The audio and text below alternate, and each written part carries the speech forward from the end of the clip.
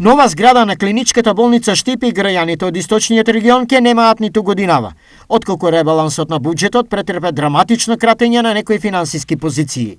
Меѓу нив се најде и Штипската болница, па наместо предвидените 9, сега со клиничкиот центар Скопје заедно ќе добијат само 2 милиони евра. Иако од Министерството за здравство ветија одговор зошто е намален износот, до завршување на прилогот одговор не добивме. Ова ја продолжува сагата со изградбата на веќе фамозната зграда на Штипската болница, која според првичните планови готова требаше да биде до 2018 година, а потоа рокот беше пролонгиран до крајот на 2020. Во моментов на објектот, кој досега ги урна сите реални очекувања за пристоен прием и лекување на пациентите, се работи, но едва.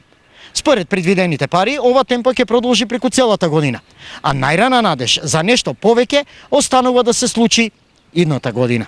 Основни причини за градежниот статус кво е правниот спор помеѓу подизведувачот Бетон и изведувачот Интеркат, зад кои стојат безброј рочишта, стечај на Штипски бетон, судски одлуки со пресврат, милионски побарувања, огромни хонорари и валкани прсти на политиката.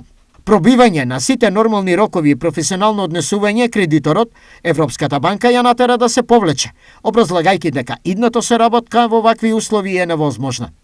По ова, владата вели дека ќе најде друг начин на финансирање на Штипската болница, пошто, како завршна година, беше посочена оваа.